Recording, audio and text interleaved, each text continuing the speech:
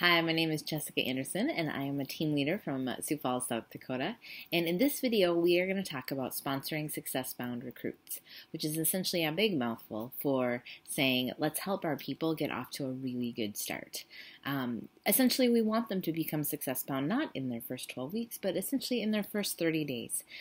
Because if we have people joining our business, they're excited, and they start to build momentum in their business and see some income right away, those are the people that are going to stick around and be those business builders, and that's what we really want. So we want to look at how do we get them off to that great start. So what we're going to do is talk about first, who are your recruits?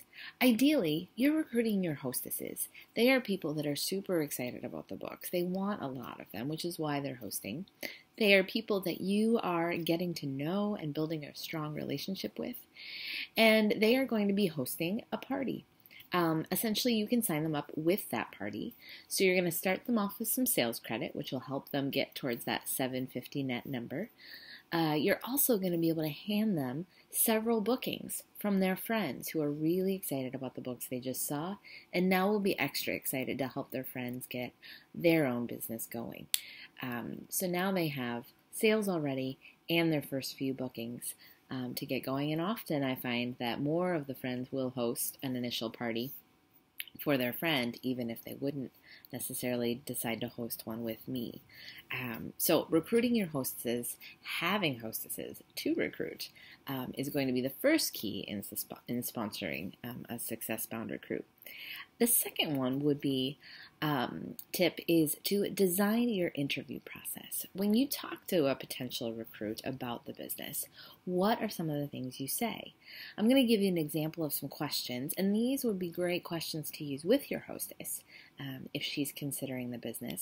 But maybe say you met someone at a booth or a book fair or in the grocery store line, and they've expressed interest. Setting aside some time where you can grab a cup of coffee and just have some time to chat to get a feel for who they are and where their goals might want to be. So these are some great interview questions to use with them.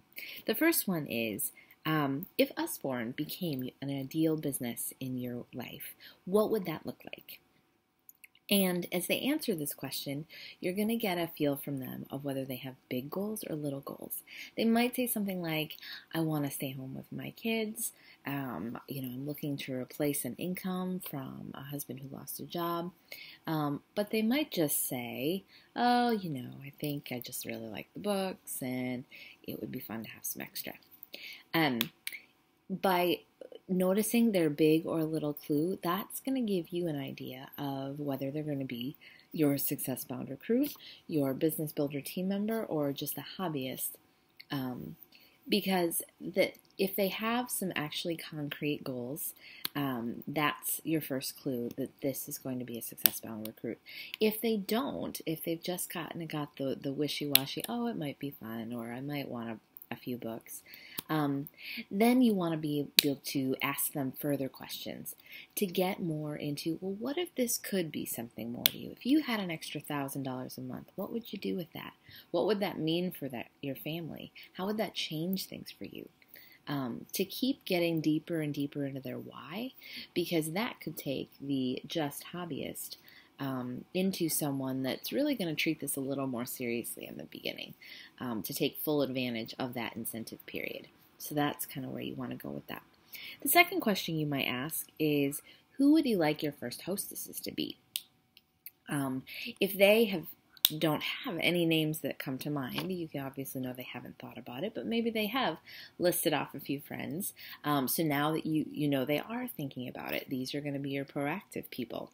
The people that don't have names, that's going to be your clue, is to continue that conversation so they can list at least 5 to 10 people that they think would be great hostesses and why. Because you essentially are going to need to coach this person a little bit more to get just the wheels turning and get those action steps kind of in place, at least in their mind, if not on paper as well.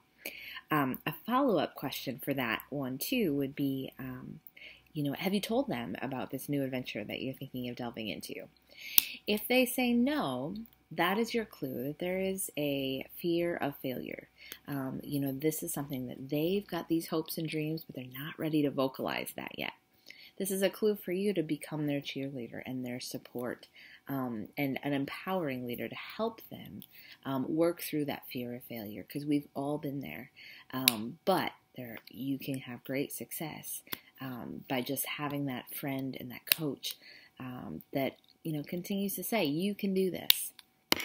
And if they have talked to these people, then that's a great clue that they are going to be one of your success-bound recruits, because they are already putting in the action steps, which is going to get them there. So that's awesome. The third question that you might want to ask is, what do you think might be your biggest challenge? And then a follow-up question for that would be, what kind of support do you need to overcome that? We all know that there are things, anxieties or reservations we might have about starting this business. If they don't have any, that's kind of a clue that they haven't really thought a whole lot about this. Most of the time, people will share with you one or two. The second question is follow-up. What kind of support do you need to overcome that? The people that haven't answered this question, they are going to be the people that are most coachable, that are going to be able to work with you and kind of listen to some of the guidance that you give them and really internalize that and step forward. The ones that kind of blow off that second question with, oh, I don't know, I've just never been good at talking in front of people. Those are going to be the kind of people that you want to watch for, because they're probably not going to be able to help themselves. As you being their sponsor, you can only do so much. You can only want this for them so much. They have to want it for themselves and be willing to put themselves out there. So while sponsoring success-bound recruits is definitely our goal, finding the right people to join our team is our ultimate goal. So pay attention to those people as they come onto your team. Have your systems in place for giving everyone the same treatment, but setting up a plan that allows you to really work with the willing. And through some of these questions, you're going to be able to figure out pretty quickly who those willing are.